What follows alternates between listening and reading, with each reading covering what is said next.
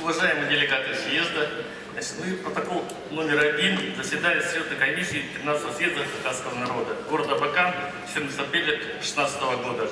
Присутствовали здесь 11 человек, делегатов счетной комиссии. Заслушали повестку дня. Первое. Об избрании председателя и секретаря счетной комиссии. Единогласно решили избрать председателем комиссии Доможака Валерия Матвеевича и секретарем счетной комиссии Шулбаева Андрея Олеговича. Представить протокол номер 1 счетной комиссии на утверждение 13-го съезда Хакасского народа. Проголосовали все за. Уважаемые делегаты, предлагается утвердить протокол номер 1 счетной комиссии. Кто за, прошу голосовать. Кто против? Воздержался? Спасибо. Принято единогласно. Переходим к следующему вопросу повестки дня сессии.